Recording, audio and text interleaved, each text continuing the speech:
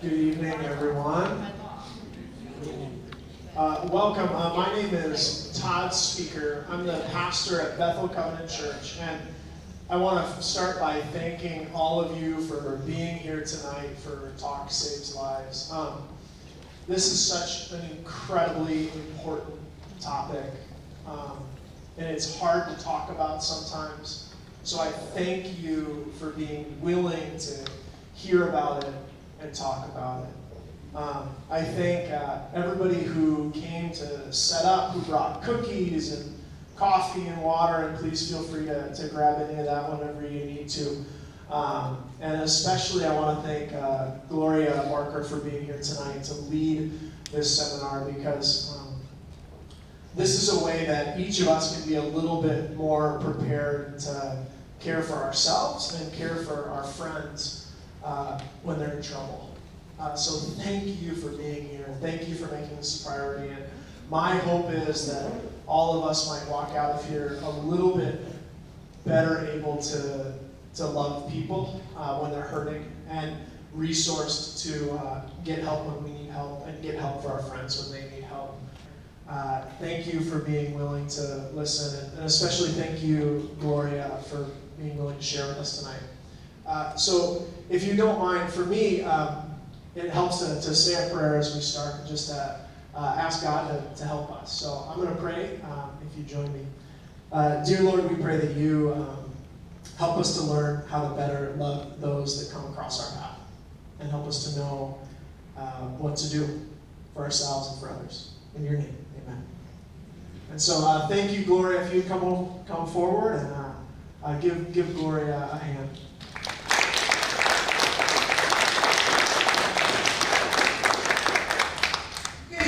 I'm Gloria Krause-Parker. I'm the president of the Southeast Minnesota chapter of the American Foundation for Suicide Prevention. We'll start with our Talk Saves Lives, and we'll have questions and answers later. If you feel like you have a need to talk with someone, Pastor Todd, Carolyn, Emmy, they're all mental health first aid trained, so and myself, if you feel like you need to have a one-on-one with someone. So we're going to start with Talk Saves Lives. Suicide is a complex health issue. Suicide is preventable.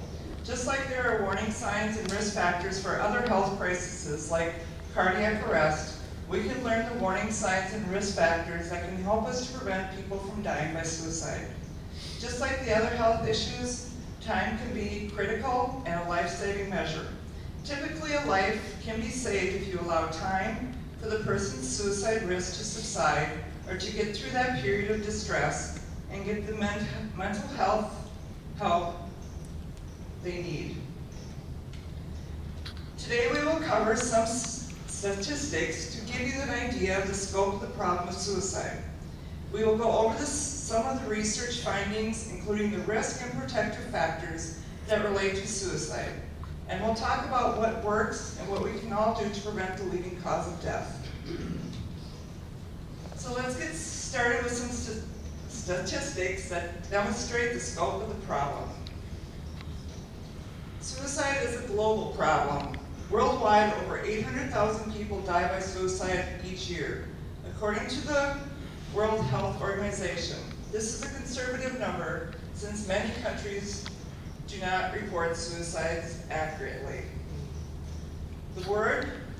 This works out to a suicide every 40 seconds. In the United States, suicide is the 10th leading cause of death. For Americans aged 10 to 44, it's the second leading cause of death. Suicide takes more lives in the U.S. than homicides, war, and natural disasters combined.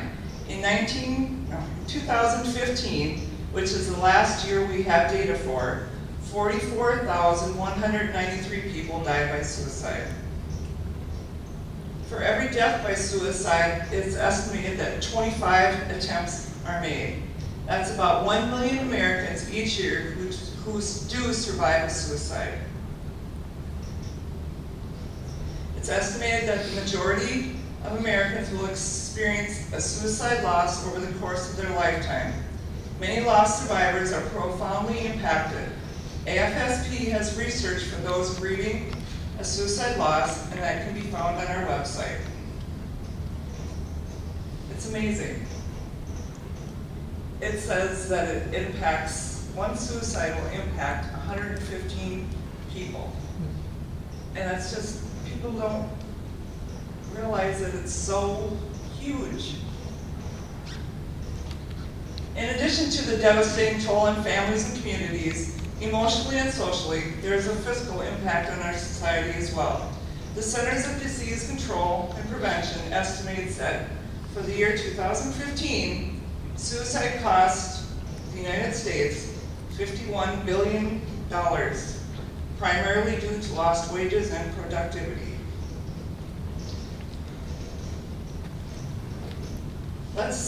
We'll move on to research. It's really only been in the last few decades that scientists have studied suicide. Research is shedding light on many critical areas, and we still have more to learn. But here are some key research findings. One of the big questions research explores is, why do people take their lives? There is no single cause. Suicide most often occurs when several stress factors and health issues converge and create an experience of hopelessness and despair. Research has constantly shown that 9 out of 10 people who die by suicide have a mental health condition at the time of their death. It may or may not have been diagnosed accurately or treated, but mental health conditions are not the only thing that contribute to suicide. 1 in 4 people who suffer with mental health conditions, most go on and do not die by suicide. Mental health condition cannot be the whole story, because mental health conditions are common, and the vast majority of people who suffer from these illnesses do not die by suicide.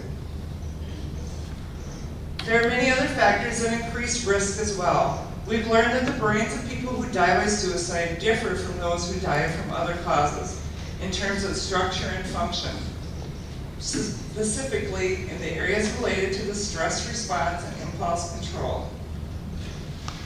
We've learned that most people who try to kill themselves are ambivalent about death.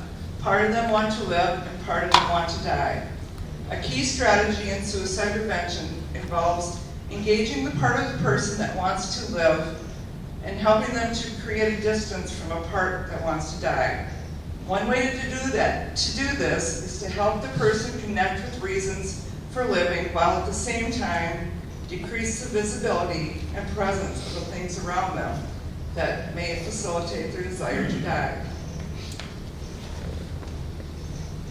We've learned about the perspectives of a suicidal person, that a risk point has been reached, that the pain seems unbearable, whether it's emotional, physical pain, or sometimes both.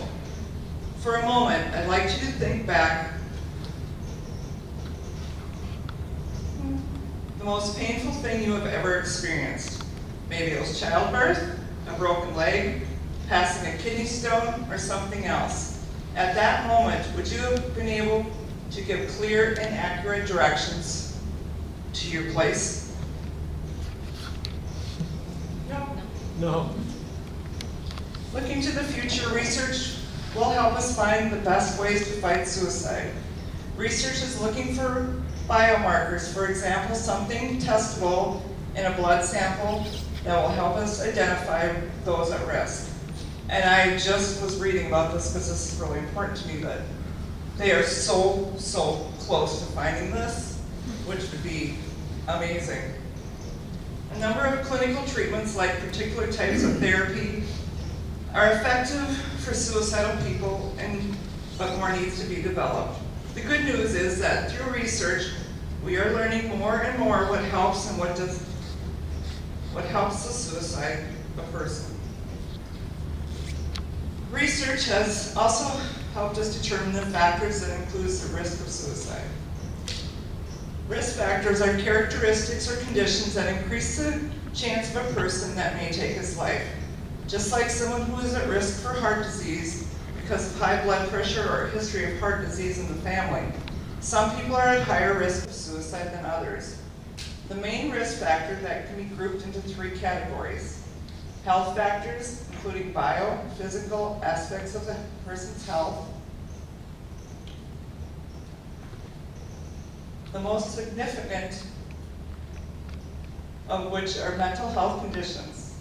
As we said before, 9 out of 10 people who die by suicide have an active mental health problem at the time of their death, sometimes multiple risk factors. Depression is by far the most common mental health condition and the one that is most commonly found as a risk factor for suicide. Bipolar is also a high risk, and this disorder is less common than depression.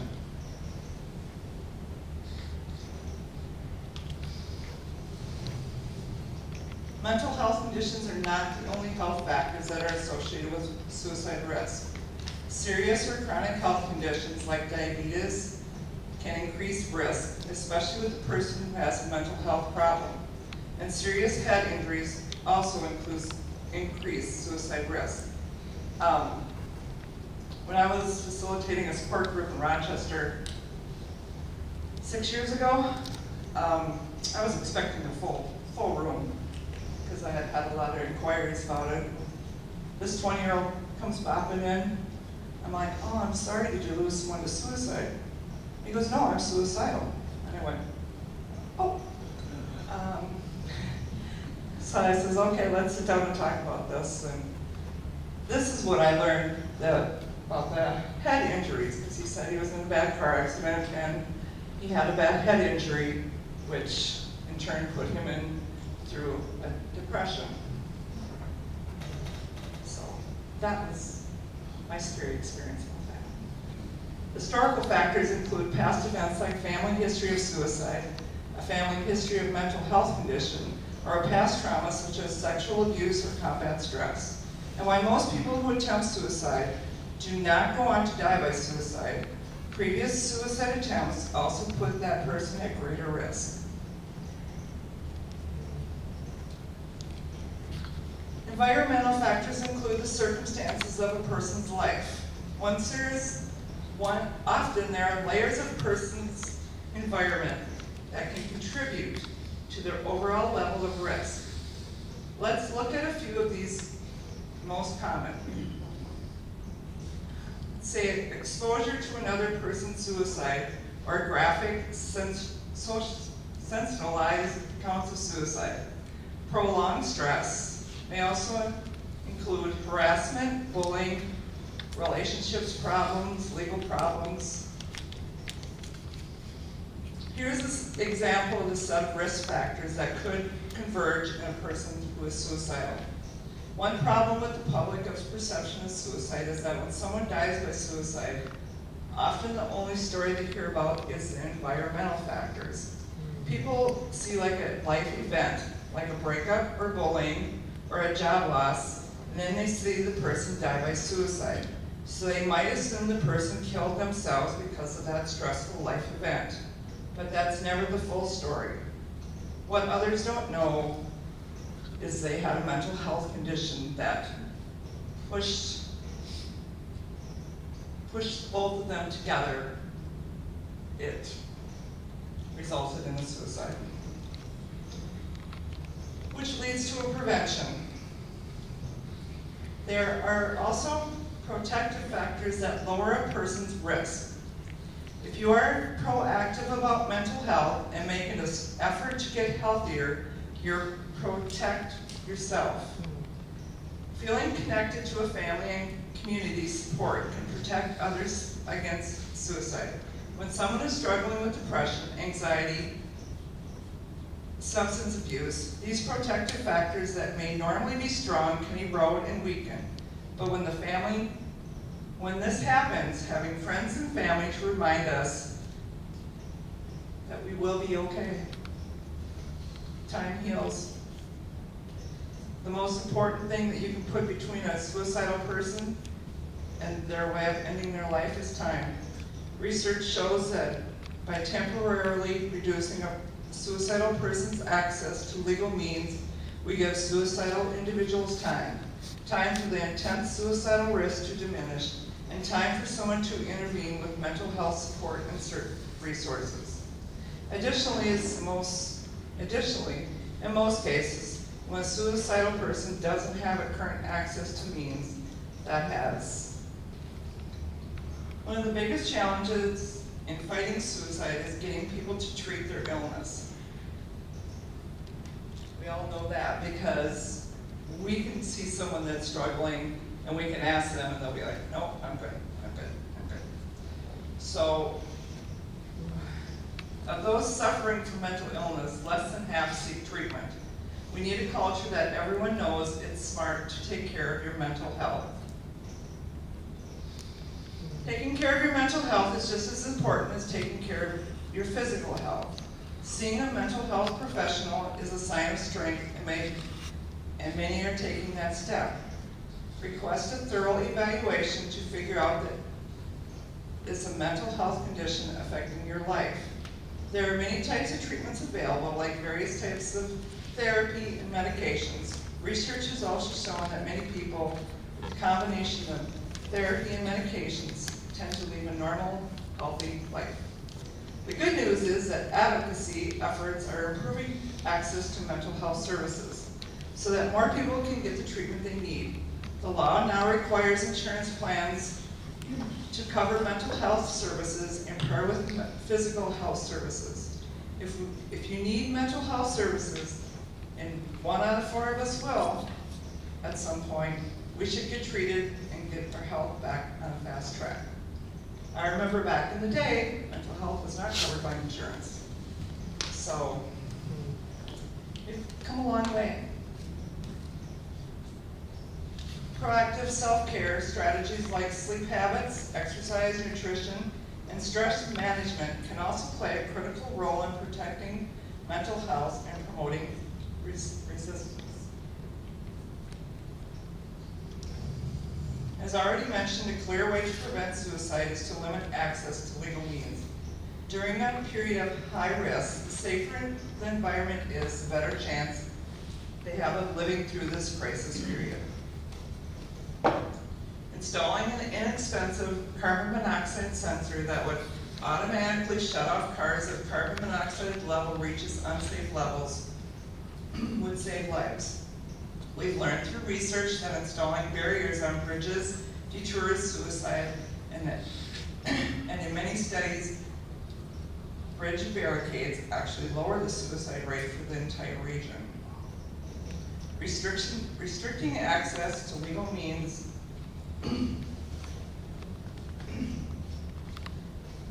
medications, if you have a blister pack, they say that takes longer, and hopefully that'll cut back on suicides.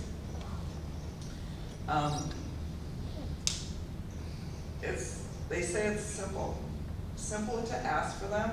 I've never had to, but something to think about. We also need to prove support for those touched by suicide. The loss of one person to suicide profoundly impacts many. It's important that survivors have the support they need, both to heal and to reduce their own suicidal risk. And since there are those with lived experiences, those who have attempted suicide or who are experienced suicidal thinking are at increased risk, we need to make sure that they have the support they need to. What can you do to prevent suicide? It's important to have a conversation with the person to allow them to share what they are experiencing. This not only goes to show you care, but will allow you to gain more information about their level of distress. Watch for the warning signs in yourself and others. Reach out to individuals in your life that you are concerned about, and reach out to those who are struggling. Seek mental health services if you are depressed or your anxiety regularly interferes with your daily life, and encourage others to do the same. Suicide warning signs are typically displayed in 3 main ways that we can detect: talk, behavior, and mood. Many people who are suicidal talk about ending their lives, either directly or indirectly. They may say it outright, or they may just joke about it. Take it seriously. They may say they have no reason to live, or they are a burden to others. They may feel trapped, or they may be in unbearable pain. People thinking about suicide can display certain behaviors, such as the increased use of alcohol or drugs. They may be having trouble sleeping. They might start acting more recklessly. They might find withdrawal from activities, especially activities they normally enjoy, looking for ways to kill themselves and giving away their possessions. People at risk for suicide can display, often quite subtly, any of the following moods: depression, apathy, rage, irritability, impulsiveness, humiliation, anxiety, moods one would expect of someone who feels overwhelmed and desperate. We all have our ups and downs in our moods, but when you notice a change that seems uncharacteristic or concerning, it is important to speak with that person about what you are noticing. Trust your gut. That's a good one. If you feel like something's right with someone, ask them. There are a lot of things to look for, so look for changes in behavior and trust your instincts. Assume you are the only one that is going to reach out. And in many instances, people talk about their concerns for someone amongst themselves, but hesitate to reach out to that person.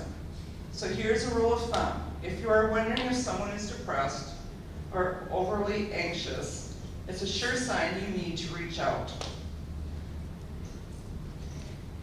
Because talk saves lives, it's a simple idea, but it works. And even if you were wrong about the suicide risk, they may still be in distress. And they may feel comforted and supported just by you knowing you care and by taking the time to listen. Or you may need someone they may need someone to give them permission to seek help for depression. So ask them, are you thinking about killing yourself? Come right on up. Don't say, are you thinking about hurting yourself? Because they could easily say, well, no, I'm not going to cut myself, or I'm not going to hurt myself. I'm thinking about killing myself. You need to ask them directly. So how can you reach out to someone? Talk to them privately, listen to their story, express concern and caring, ask directly about suicide, and encourage them to seek mental health. There are some less helpful things to avoid when talking about someone who may be suffering from depression or anxiety. Avoid minimizing their feelings. Those of us who have never experienced major depression literally cannot imagine what they are going through. Try to convince them that their life is worth it, worth living. If a person is nearing a crisis point, they are not thinking clearly. Physiological debates about life being worth living tend to not be helpful.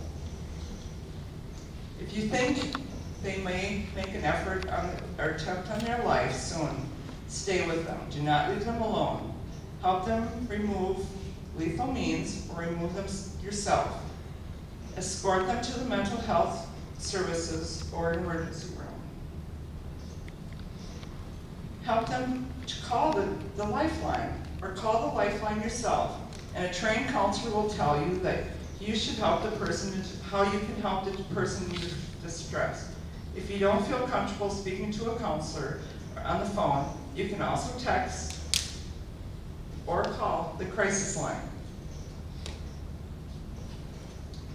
If you want to take out your phones, put them up there. I also have the phone numbers to the Goodyear County crisis line and the Pierce County crisis line. I'll give them to you in just a minute. And if you really are worried, call 911. Don't hesitate. Together we can create a culture that's smart about mental health. We'll save lives and vastly improve the lives of many more. I'm going to share why I'm here. In 1993, I lost a good friend to suicide. In 1999, I lost another good friend to suicide. In 2003, I lost my son Ryan to suicide. In 2004, I lost my cousin Jacob to suicide. In 2008, I lost my nephew to suicide. And in 2016, I lost another nephew to suicide. As I was sitting in church one day, and I was watching little kids running up the aisle for children's service, I flashed back to Ryan running up the aisle. And I went, in my mind, I'm like, I gotta do something. I have to help. I have to speak out about mental health. Knowing what I know now, would it have helped? I sure hope so. At least I could have tried. But,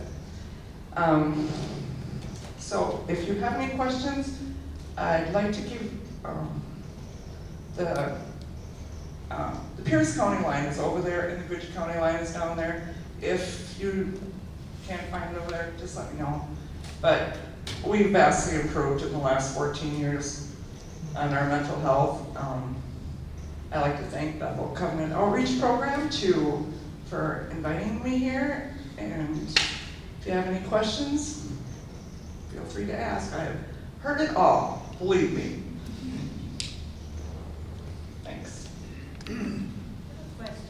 You know, you said time is one of the most important things you can do for someone who you think is suicidal.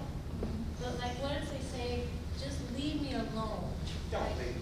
But I mean, I would, Yeah, because they're not rating the mental health. You can't leave them, even if they insist, well, I'm not going nowhere, so.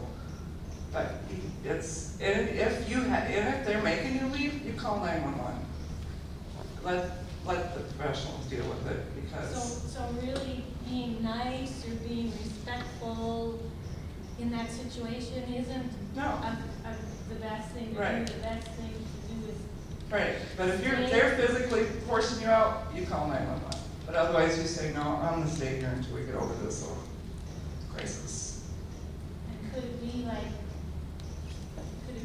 a 20 minutes or an hour? I mean, is there any? There's no time There limit. is no. It's usually faster than you think, because once you can get them talking about anything in their future, there's still that little bit of hope that they got there. And then you can proceed onto that. But, yeah, if in doubt, call 911. But otherwise, you can call the helplines, because they are very good. They'll tell you exactly what you should be doing. 273-TALK. Yeah, just don't leave them unless you absolutely have to. You could also offer to sit quietly. They don't want to hear what you're saying. You could give them space, but still, you know, yeah. So you could say, I'm gonna sit here quietly, I'm gonna wash the dishes, or I'm going to, whatever is in that space.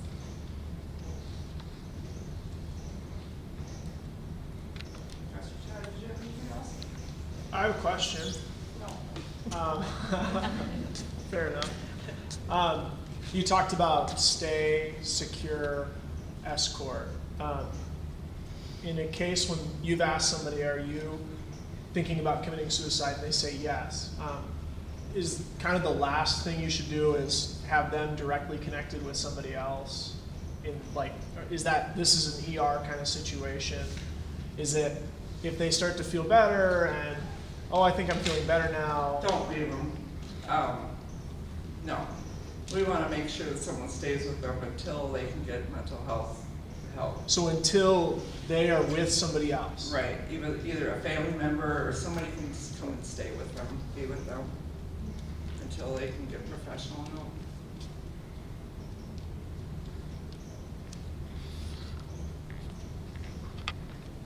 All right, it's cookies. Thank Bethel Covenant Church for the cookies on the water and stuff, so Again, if you have any questions, contact one of us. When you find out, you're talking about specific instances where third parties involved, you find out after the fact that your child Can you repeat the question? Yeah, I was wondering, so far we've been talking about being there when the act is being considered firsthand. My question was, what if you find out by a third party that your child tried to commit suicide and you were there, and the child has come to you, and the third person has come to you? I would take that child to get some counseling for sure. And you can always call the helpline. They will tell you, what you should be doing and where you should take them. And Should you get that third person out?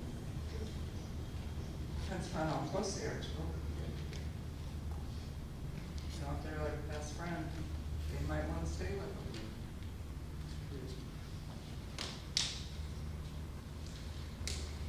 Just verification on all this.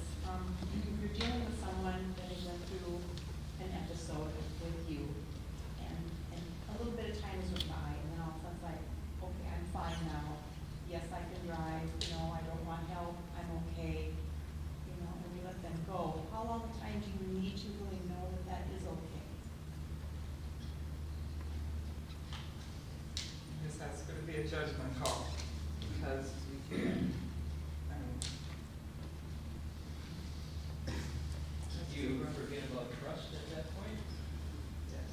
Yes. Yeah, they're good actors. Follow your instinct. Right. Your gut will tell you, I think. Another good way to think about it is you're providing CPR until someone else can assess the situation.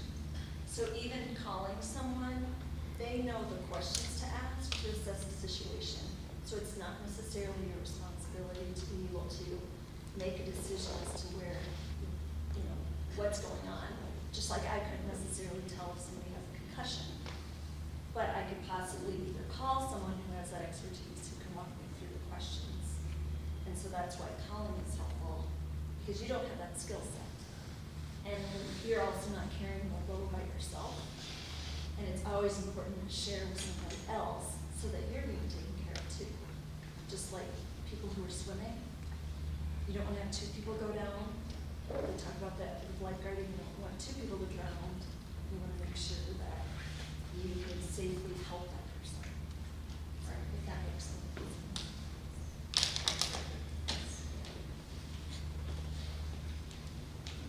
I just have a comment. I am 1 year, just this past April, of a suicide bail. And I deal every day with the depression and the anxiety. And I do the scheduled things. I go to bed at a certain time, I get up, and I have the whole thing. And so, it's such a hard thing because my family just never, knew what was going on, and then my kids kind of honed in on what was going on with me. But yet, every day, it is just, you have to put it in check. And I think like people that are your support, I really think that you have to, if you live every day with someone with anxiety that can cripple you, that they can't get out of bed, that the depression is so dark, and you're just like, but why? You have a great family, you have a great husband, you've got, blah, blah, blah, and yet we're taken down so quickly, and it has nothing to do with you guys. It really doesn't. And I don't know what flipped in my head, but I had it all planned out, and I was going to overdose and just kind of slide out of the picture. And I never thought of my husband. I never thought of my grandkids. I wasn't thinking at all. And like I always, when I talk to people, I do a blog, and I share that a suicidal person doesn't ever think to call for help. So it's for your support group to really say, listen, we're in this battle together, like you would have done for your son or any of the people that you had had to deal with. And I'm here, and you know what? When I say I'm fine, I'm asking for help. Because I will never ask for help. Because my mind wants to die while my heart wants to live every day. And so I am on medications. I go to therapy. I check myself in every morning, like, how am I doing?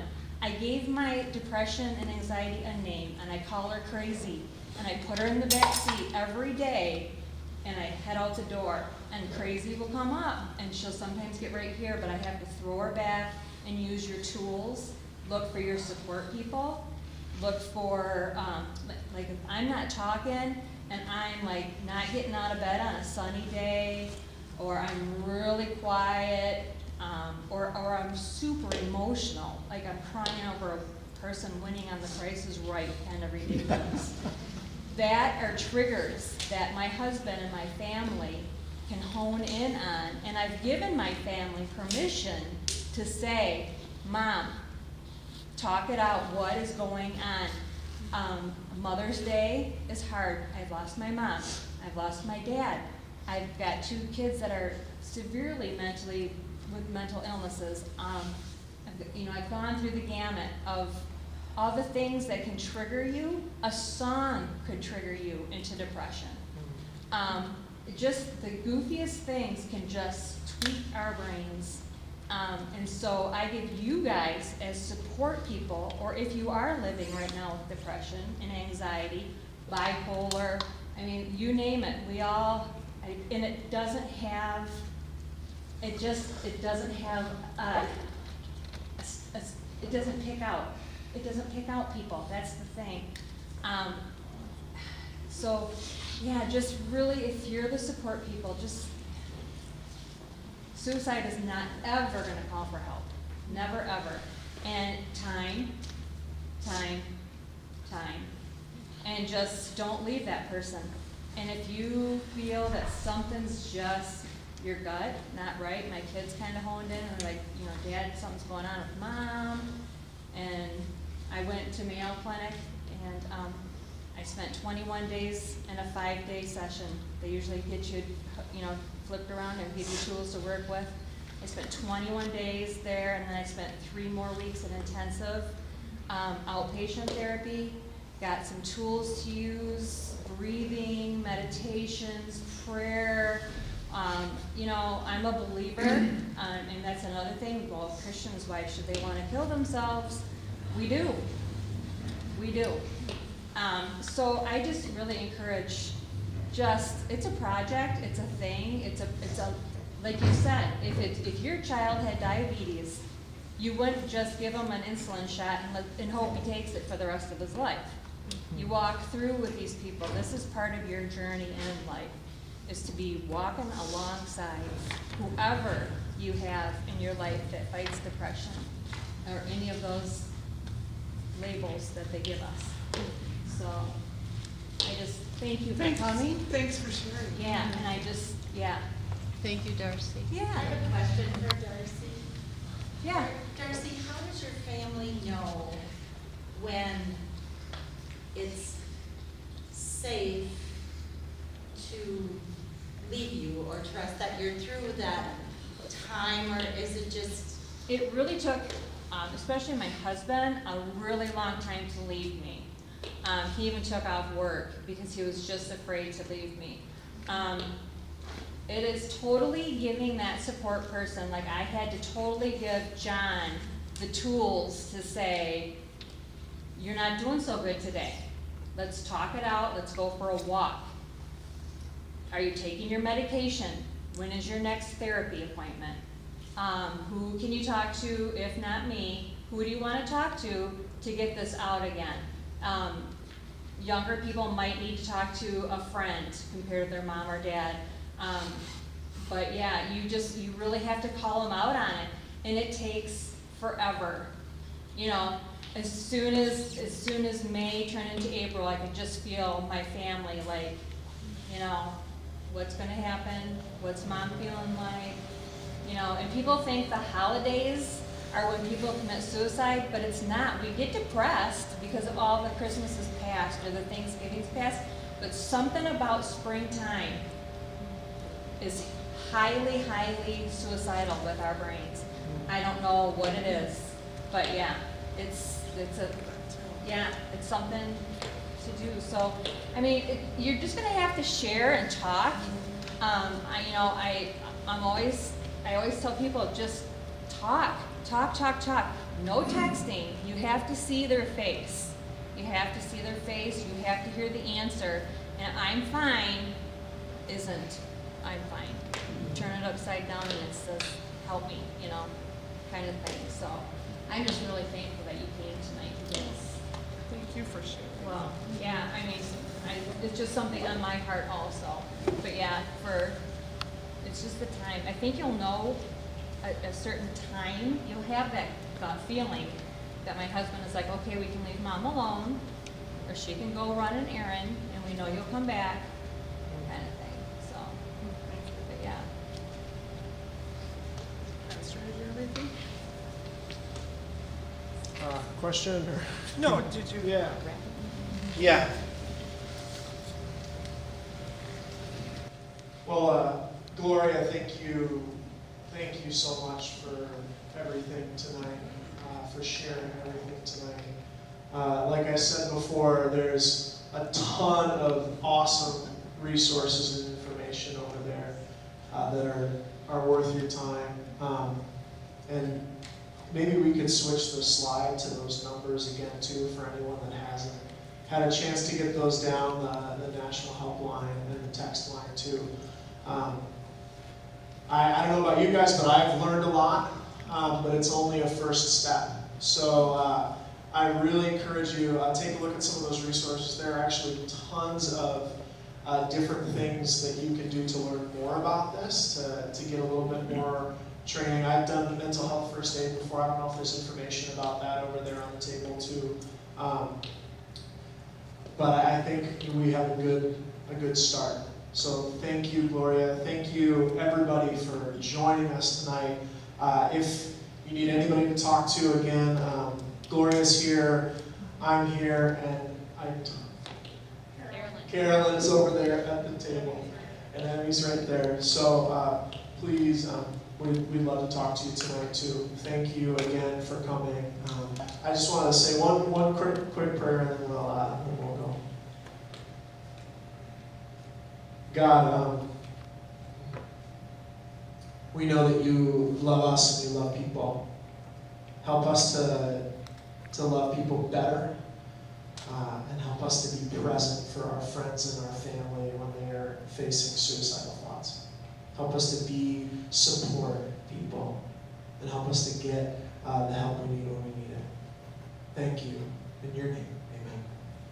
Thanks, everybody.